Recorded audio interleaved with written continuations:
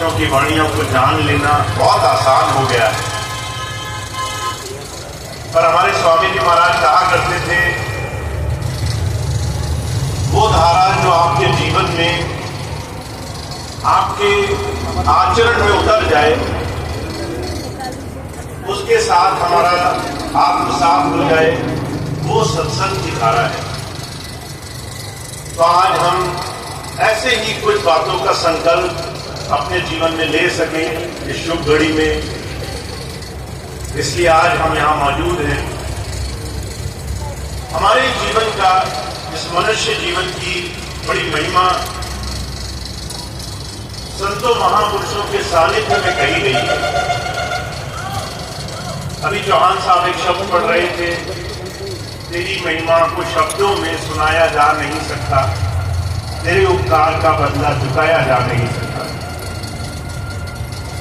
हम अपने जीवन में इस मनुष्य शरीर की जिस बड़ाई को, इस मनुष्य जीवन की जिस विशेषता को जानना चाहते हैं, जिसके लिए हम जीवन पर्यंत हर घड़ी हर क्षण बेचैन रहते हैं, चलायमान रहते हैं, आगे बढ़ने की कोशिश करते रहते हैं, आखिर वो मनुष्य जीवन की विशेषता है क्या? आपने देखा होगा दुनिया का हर एक इंसान किसी न किसी दौड़ में है।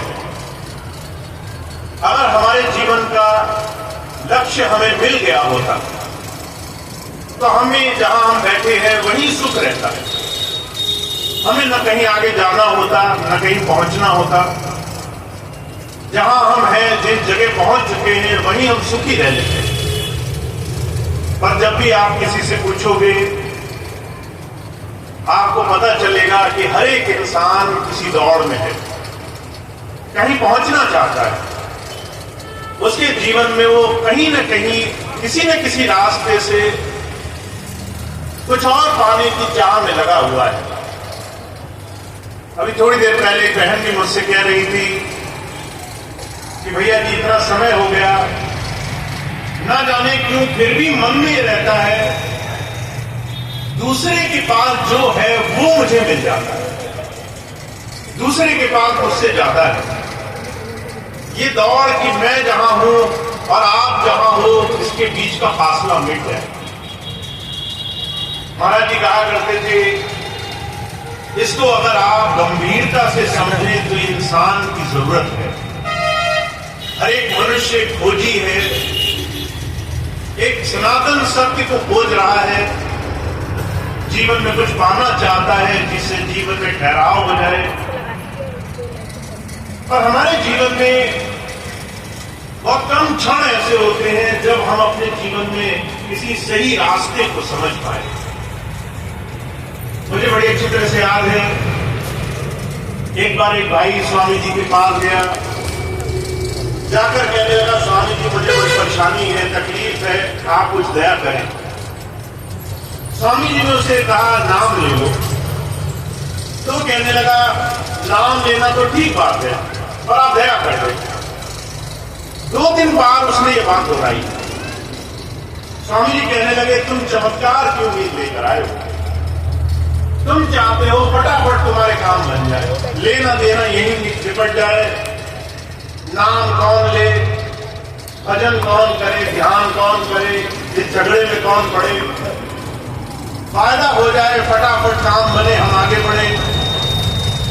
ये वो स्वार्थ का जगत है जहां हम बिना कुछ सब कुछ पा लेना चाहते हैं। ऐसे जीवन में जहां हमें अध्यात्म संतों का सानिध्य सिर्फ चमत्कार दिख रहा है, एक नहीं दूसरा, दूसरा नहीं तीसरा। अगर बाहर चले जाओ, कोई चमत्कार की उम्मीद सुना दे आपको। अगर अभी आपको कोई बोल दे कि फलानी जगह जाते, तो वहां जाते ही तुम्हारा काम बन जाता है। तो मैं आपको शर्त लगाकर कहता हूं, आप अगली टिकट वहां की कटा दोगे कि वहां जाने में जल्दी काम बनेगा। पर इतिहास गवाह है, परमात्मा का विधान है, जब तक तुम सफलता का कर्ज नहीं चुकाओगे, जब तक तुम अपनी आगे आने वाली उपलब्धि के पीछे की मेहनत पूरी नहीं कर दोगे, तब तक तुम जीवन में आगे नहीं बढ़ सकते। और मैं ये नहीं कह रहा कि ये सिर्फ मेरी बात है, आज से 600 वर्ष पहले कबीर साहब ये बात कह गए हैं। कहते हैं करते नहीं मुंह के बड़े लबार, जिनके मुख काले होंगे सद्गुरु के दरबार। कहना और करना दो अलग अलग चीजें हैं। का हमें कहना तो आता है, हमें करना नहीं आता। कहने और करने के बीच का भेद, यहीं पर संतों की दया महर, उनके जीवन का आदर्श, उनकी शिक्षाएं, उनका आत्मानुभव शामिल है। और भला संत महापुरुष संसार में आकर इतना मेहनत की बात क्यों करते हैं? मुझे कहा करते थे पहले उन्होंने खुद मेहनत करके पाया है। पहले दाता सिख भया जिन तन्मन हर पाशीष, पाछे दाता गुरु भया जिन नाम करी बख्शीश। किसी संत को अगर आप देखोगे तो वो बना बनाया नहीं, उसने संसार में आकर के उस प्रभु ज्ञान का कर्ज चुकाया है। उसके लिए उसने दिन रात जाग जाग करके जीवन में उस साधना के पथ पर चलने के लिए अभ्यास किया है, जीवन में बदलाव किया है। वो तमाम चीजें जो हमें दुख देती हैं, दुखों के कारणों को धीरे धीरे जीवन में बदलाव में लाया है, अभ्यास की तरफ बढ़ा है। तो हम कहां से शुरुआत करें? कई बार हमारे मन में प्रश्न आता है, हमने बहुत सारे महापुरुषों की वाणियां सुनी, सत्संग सुने, आजकल तो आप फोन खोले, मोबाइल पर ऑनलाइन ही आपको अनगिनत महापुरुषों की वाणियां दिख जाएंगी। कई बार प्रश्न आता है कहां से शुरू करें, किस जगह हम चलना शुरू करें, कहां से हमारी शुरुआत होगी? तो मैं हमेशा एक चीज जो मेरे जीवन का आदर्श रहा है वो सबको बताने की कोशिश करता हूं। महाराज जी इस बात को कहा करते थे, उनके 5 बड़े नियमों में इस एक नियम की बड़ी भारी विशेषता रही है। महाराज जी कहा करते थे, कुछ पाना चाहते हो तो विनम्र हो जाओ, बी हम्बल। अगर आप कुछ पाना चाहते हो तो विनम्र होना पड़ेगा। अगर कुछ लेना चाहते हो तो थोड़ा सा झुकना पड़ेगा। अगर कुछ प्राप्त करना चाहते हो तो थोड़ी गहराई लानी पड़ेगी। कुछ प्राप्त करने, कुछ अपने जीवन में समाने के लिए थोड़ा सा पात्र बनना पड़ेगा, पात्रता बनानी पड़ेगी। Be humble. अपने जीवन में अगर आपने कुछ पाने के लिए किसी स्रोत के नीचे आना शुरू कर दिया है तो आपको कोई भी उस प्रभुधारा, संसार, भौतिक सुख, शारीरिक दुनिया की किसी भी आयाम पर कुछ भी पाने से नहीं रोक सकता। कबीर साहब कहते हैं, कबीर साहब आज से 600 वर्ष पहले बहुत सारी चीजें कहते हैं। कहते पानी ऊंचे ना टिके नीचे ही गहरा है, नीचा होवे भर पिए ऊंचा प्यासा जाए। अगर आप किसी पानी के स्रोत को देखो तो पानी पीने के लिए हमेशा पानी के नीचे जाना पड़ेगा। पानी का स्रोत भरा हो, आप ऊपर खड़े रहो, उम्मीद लगाओ पानी खुद आप तक आ जाए, माध्यम बनना पड़ेगा। अगर आप थोड़ा सा विनम्र हो जाओ तो आपके जीवन में चमत्कार हो सकते हैं। अब आप सोचते हो कि हम तो बहुत विनम्र हैं, विनम्रता की कहां कमी है हमें? लोग आते हैं सबसे पहले हम ही नमस्ते करते हैं, लोग आते हैं सबसे पहले हम ही पानी पूछते हैं, कोई हमसे मिलता है तो हम उसकी पूरी स्वागत सत्कार आओ भगत करते हैं। महाराज जी कहा करते थे, स्वागत सत्कार करना विनम्र होना नहीं होता, नमस्ते करना विनम्र होना नहीं होता। जीवन में सिर्फ दूसरों के सामने कुछ नियम अपना लेना विनम्र होना नहीं होता। विनम्रता की पहचान तब होती है जब आप कठिन परिस्थिति में होगे, जब आप परेशानी में होगे, तब आप कैसे जीवन में विनम्रता लाते हो।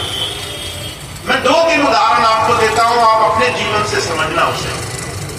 अभी कुछ दिन पहले मुझे एक बच्चे ने एक पत्र लिखा, कहने लगा मैं बहुत दुखी हूं, मेरे माता पिता बहुत पुराने सत्संगी हैं, सत्संग में जाते हैं, सेवा भी करते हैं। मुझे एक बात का बड़ा दुख है, मैं आपसे जवाब चाहता हूं। तो उसने मुझे एक पत्र लिखा, कहने लगा मेरे घर में शादी थी, पिताजी थोड़ा सा नियंत्रित करने वाले स्वभाव के हैं, हर चीज अपने आप करना चाहते हैं, सब लोग उन्हीं के हिसाब से चले। शादी का माहौल था, घर में लोग आए, माता जी को जबरदस्ती की कि तुम भी सबके साथ नाचो। माता जी के सबके स्वभाव के साथ थोड़ा सा मिल गई, पिताजी गुस्सा हो गए और उसी समय उन्होंने बिना ये देखे कि माहौल क्या है, समय कैसा है, लोग खड़े हैं, उन्होंने अपना गुस्सा दिखाना शुरू कर दिया। फिर घर गए तो अभद्र भी हो गए, हाथ पैर भी चलाए और शारीरिक कष्ट भी दिया। कहने लगा मैं बहुत परेशान दुखी हूं, मुझे लगता है मैं अपने पिताजी को क्या बोलूं, बोलता हूं तो जो है पिता की बात खराब हो गई, और अगर नहीं बोलता तो ये कष्ट देकर चुप होना भी गलत है। अब वो मुझसे जवाब मांग रहा है, कह रहा है भैया जी क्या करना चाहिए, ये सत्संगी कैसे हुए, ये धर्म को मानने वाले कैसे हुए, जीवन में ये अच्छाई की तरफ जीवन जीने वाले कैसे हुए जब आचरण नहीं बदल रहा है। तो दुनिया के सामने और दुनिया के पीछे दो अलग पहलू हैं जहां हमें अपने आप को परखना पड़ेगा। बुजुर्ग कहा करते थे संसार के सामने तो बगला भी हंस बन जाता है, दुनिया के सामने तो बड़े से बड़े दुराचारी लोग भी सफेद कपड़े पहन लेते हैं, पर हमारी अंतरात्मा की परख तब होती है जब हम एकांत में बैठे होंगे, जब लोगों से अलग होंगे, जब कोई नहीं देख रहा होगा, तब हमें इस बात को समझना है। और स्वामी जी महाराज इस बात को कहा करते थे जो मैं हमेशा अपने दिल में रखता हूं। स्वामी जी कहा करते थे अगर तुमने उस परमात्मा को शाश्वत माना है, सर्वज्ञ माना है, सर्वत्र माना है, अगर तुम्हारे दिल में यह है कि तुम्हारा भगवान तुम्हें हर जगह देख सकता है, अगर दुनिया के सामने देख सकता है तो एक बंद कमरे में भी देख सकता है, जहां दुनिया तुम्हें नहीं देख पा रही वहां भी तुम्हारे दिल की हालत देख सकता है, अगर ये बात तुमने स्वीकार नहीं करी है तो तुम धर्म पे नहीं चल रहे, फिर तुम कुछ भी और कर रहे हो पर तुम परमात्मा को नहीं मान रहे। तुम चाहे कितनी ही पूजा करो, कितनी ही भक्ति करो, कितने ही तिलक चंदन लगाओ, पर तुमसे भगवान राजी नहीं होगा, क्योंकि तुम उसके सामने दिखावे में कुछ और हो, अंदर बंद कमरे में दिल में कुछ और हो।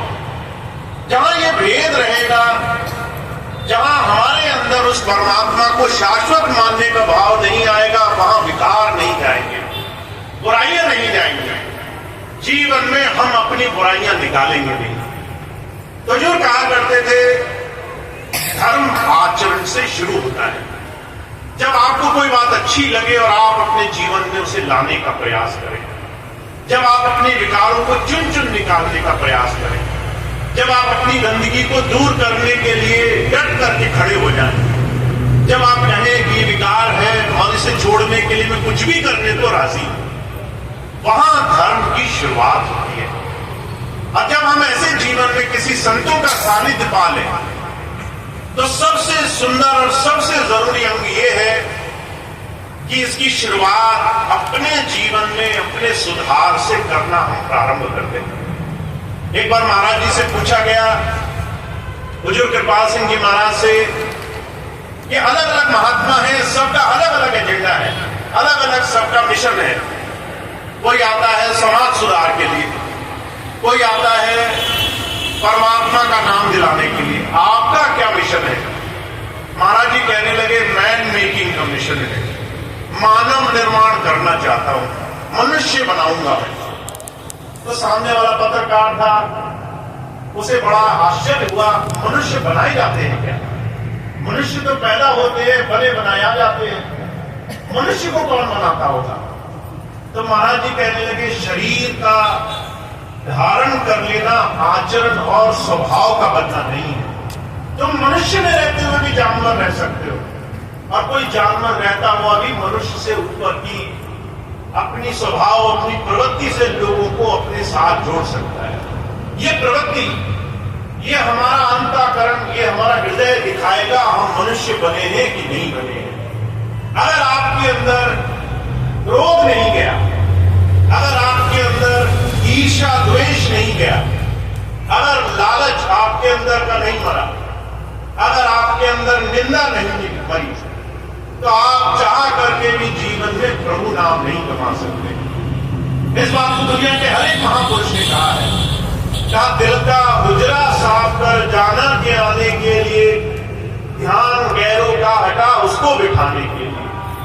अगर हमें उसको बिठाना है तो अपना दिल इस काम, क्रोध, लोभ, मोह, अहंकार, विषय विकार, बुराइयों से साफ करना है। और इसके लिए जिम्मेदारी हमें ही उठानी है। कोई और नहीं आएगा हमारे जीवन में हमें बदलाव करने के लिए। आप सोचते होंगे ये हमारा काम थोड़ी ना है कि हम अपने जीवन की बुराइयां मिटाएं। क्रोध आ गया तो आ गया, परमात्मा का दिया हुआ है, हमने थोड़ी ना लाया है। और जब हमने लाया ही नहीं तो हम क्यों निकालें? हमें जितना मन आएगा हम उतना गुस्सा करेंगे। और जो कहा करते थे कोई नहीं आएगा आपकी इन विकृतियों को निकालने के लिए। इसके लिए हमें खुद जागरूक होकर के अपने जीवन में अपने आप को आगे बढ़ाने के लिए प्रयास करना पड़ेगा। महाराज जी मिसाल फरमाया करते थे, एक बार एक नर्स थी जो डॉक्टर में, जो अस्पताल में मरीजों के इलाज में मदद किया करती थी। जब उसने पूरा जीवन काट लिया, जब वृद्धावस्था में आ गई, जब जो है वो ऐसी स्थिति में पहुंच गई कि कभी भी जा सकती है शरीर छोड़ करके, तो एक जो है बच्चे ने उससे पूछा कि तुमने तो सारा जीवन सेवा करी, तुम्हें क्या लगता है कि तुमने जीवन अच्छा किया? तो वो कहने लगी मुझे कुछ चीजों की ग्लानि है, कुछ चीजों को मैं सोचती हूं मैंने अगर कर लिया होता तो अच्छा रहता। अब उस बच्चे ने पूछा वो कौन सी चीजें हैं? वो कहने लगी अगर मैंने लोगों से नफरत कम की होती और स्वार्थ करके जो मैं लोगों को अपना दुश्मन मानती रही, अगर उसकी बजाय प्रेम किया होता, क्षमा किया होता तो अच्छा रहता। अगर मैंने सारे लोगों के अंदर और अपने खुद के नजदीक के लोगों के अंदर भेद न किया होता तो अच्छा रहता। दुनिया के सामने मैं अच्छा बना रहा, घर में आया तो मैंने अपने अधिकार अहंकार वश बड़ा गलत व्यवहार किया, वो नहीं किया होता तो अच्छा रहता। अगर मैंने अपने घर से सेवा शुरू की होती तो अच्छी रहती। मैं बाहर अच्छा बना रहा, मैं अपने घर में लोगों को परेशानी देता रहा। तो जो कहा करते थे अगर आप उस परमात्मा की, अगर आप जीवन की सफलता की बात करते हैं तो शुरुआत होती है वहां से जहां पर हम खड़े हैं, जहां हमने अपने जीवन को सुधारना शुरू करना है। तो जो कहा करते थे विनम्र हो जाओ। विनम्रता की शुरुआत जब होती है तो सबसे पहले आपको अपने अंदर की तमाम जितनी भी अंदर भरी हुई मैल है उसको निकालना पड़ता है। आपके अंदर सबसे पहले चोट लगेगी, सामने वाला आएगा आपसे नाराज हो जाएगा। जब नाराज होगा आपको प्रतिक्रिया करने का मन करेगा, कोई आपको बुरा शब्द बोलेगा, आपका मन करेगा कि मैं भी दोष सुनाता इसको, पर वहां आपको विनम्र हो जाना होगा। क्योंकि जिसको आप खुद निर्णय नहीं लेते वहां परमात्मा आपके काम बनाने के लिए राजी रहता है। जिन कामों को आप खुद अपने हाथों में नहीं लेते वहां परमात्मा आपकी मदद करता है। जिन मसलों को आप छोड़ देते हो उनको परमात्मा संभालता है। और अगर आप सारे मसले अपने हाथ में लेकर रखोगे तो जो असली काम है, जिस सच्चे काम के लिए वक्त पाया था वो वक्त पुराने गड़े मुर्दे उखाड़ने में निकल जाएगा, उल्टे सीधे मसलों में समय बर्बाद हो जाएगा। तो महाराज जी सिर्फ एक बात कहते हैं, विनम्रता हमारे जीवन में आती नहीं, विनम्रता बनानी पड़ती है। विनम्रता के लिए प्रयास करने पड़ते हैं। विनम्रता के लिए जीवन में हर पल हर घड़ी जो भी हो रहा है उसका चिंतन मनन करना पड़ता है। जो भी हमारे साथ व्यवहार हो रहा है उसको तोलना मोलना पड़ता है। ये इस पे हम कैसी प्रतिक्रिया करेंगे, इसके लिए महाराज जी बड़ा सुंदर उदाहरण फरमाया करते थे। महात्मा बुद्ध हुए, उन्होंने बहुत सारे शिष्यों को अपने साथ रखा, और वो जब साथ रखा करते थे तो कहा करते थे, ये तुम्हारे शिष्य बनने की समय सीमा चल रही है। जैसे आप सत्संग में आए हैं, आपको लगता होगा हम पास हो गए, हमें डिग्री मिल गई, अब तो खुली छूट है, जैसा चाहे व्यवहार करें।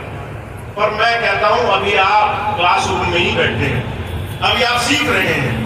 अगर आपने ये सोचा कि मैं तो पास हो गया, अव्वल हो गया, हेडमास्टर हो गया, अब मैं जैसे चाहे छड़ी घुमाऊं, तो माफ करना, बड़ी गलतियां होंगी, बड़े नुकसान उठाने पड़ेंगे। तो आप जब तक विनम्र नहीं होगे, ये नहीं सीखोगे कि हर बार जब मैं जाता हूं तो कुछ सीखने के लिए जाता हूं। तो ऐसे ही महात्मा बुद्ध के समय में शिष्य हुए, जब शिष्य उनके पास रहा करते थे तो हर रोज गुरु जी की बात से सीखा करते थे। उनमें एक शिष्य था पूर्ण की एक स्थिति थी, उसे सिर्फ गुरु जी की बात माननी थी। जो गुरु जी ने बोला वो मैंने किया, वो उससे ना आगे बढ़ता था ना पीछे करता था। अगर गुरु जी कहते थे विनम्र बनो, तो वो तरीके ढूंढा करता था कि मैं विनम्र कैसे बनूंगा, कैसे मेरी विनम्रता साबित होगी। घर में अगर मैं गया और एक बार मुझे गुस्सा आया, तो क्या मैं वहां गुस्सा दिखाऊं, क्या ये जाहिर है, या वहां विनम्रता दिखाऊं, क्षमा दिखाऊं? क्या मैं बाहर गया, लोगों ने मुझे बुरा बोला, मैं वहां लड़ाई झगड़ों में फंस जाऊं या वहां विनम्रता दिखाऊं? पूर्ण की अवस्था थी कि वो लगा रहता था गुरु जी की बात को तोलने मोलने में, कैसे मैं अच्छा बनूं। धीरे धीरे वो दूसरों से बेहतर हो गया, जो आते थे सुनते थे चले जाते थे उनसे वो बेहतर हो गया। और सीखता सीखता एक दिन ऐसी अवस्था आई, गुरु जी ने पूर्ण को बुलाया, कहने लगे पूर्ण मैं चाहता हूं तुम आश्रम छोड़ दो और तुम बाहर जाओ, लोगों के सामने जाकर मेरी बात कहो। जब ये बात कही तो विनम्र होकर के पूर्ण कहने लगा, महाराज जी मुझे क्या आता है, मैं तो नादान हूं, अभी तो सीख रहा हूं, अभी तो कुछ नहीं आता है।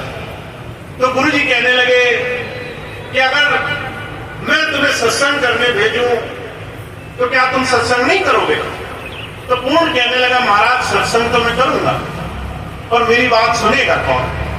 अब ये जिक्र है बिहार का, जहां पर उस वक्त बड़ा हंगामा था। अगर आप कठोर या फिर मूर्ति पूजा या फिर किसी भी तरीके से कर्म कांड से हटकर बात करते तो लोग बड़ा आक्रामक हो जाया करते थे, बड़ा लड़ाई झगड़े पे उतर आते थे।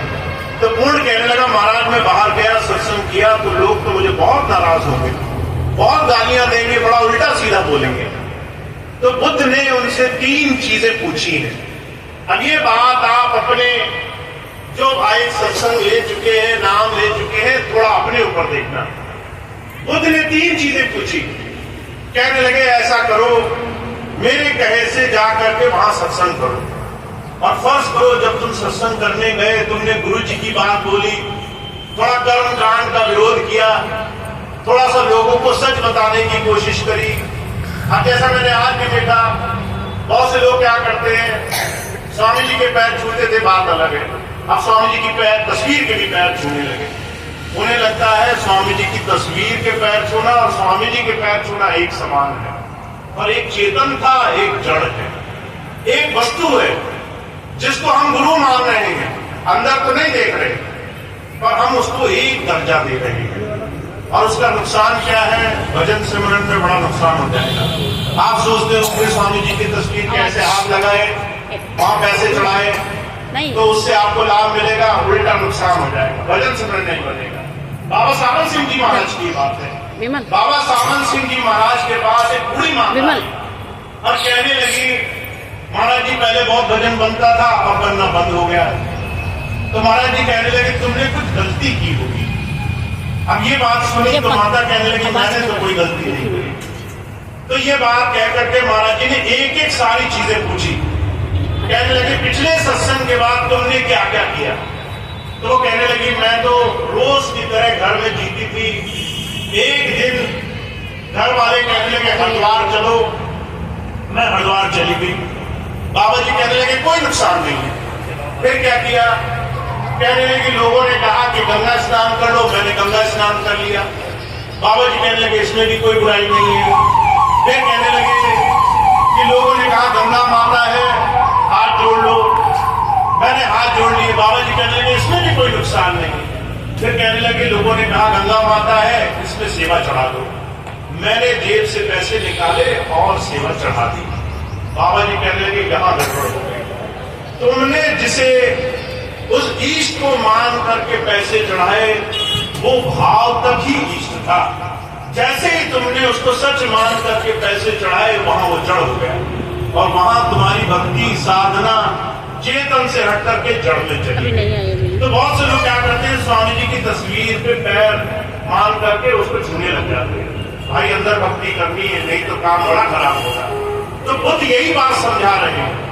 बुद्ध ने अपने शिष्य को कहा, पूर्ण को, कि तुम जाना सत्संग करना, चेतन की बात सुनाना। जब ये बात कही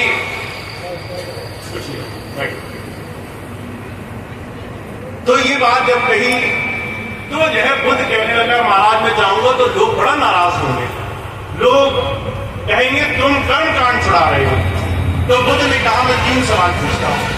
अगर तुम गए और लोगों ने तुम्हें तुम्हारे सत्संग को सुनने के बाद नाराजगी जाहिर की, आ करके बुरे बोले, शब्द बोले, बड़े बोले मारे, तो तुम क्या करोगे? तो बुद्ध कहने लगा महाराज मैं तो बड़ा गरीब आदमी हूं, मैं क्या कर सकता हूं?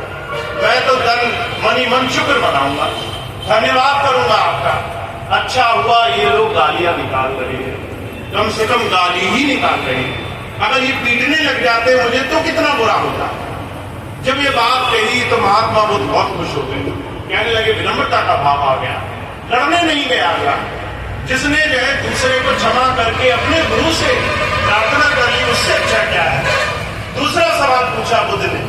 कहने लगे अगर वो तुम्हें मारने ही लग जाए फिर क्या करोगे? तो कहने लगा महाराज मैं तो आप ही के सामने विनती करूंगा कि बड़ी आपकी दया मेहर है, सर मार रहे हैं, जान तो नहीं ले रहे मेरी। अगर मेरे को जान से ही मार दे तो मैं क्या कर सकता हूं, मैं तो अकेला आदमी हूं। जब ये बात कही तो बुद्ध और खुश हो गए। तीसरी बात पूछी, कहने लगे अगर जान से ही मार दे तुम्हें तो क्या करोगे? कहने लगे फिर तो मैं बहुत ही खुश हो जाऊंगा। मैं कहूंगा जंजाल निकट गया, रोज रोज के झंझट छूट गए। लोग कहां समझ सकते थे कि मैं कहां लगा हूं।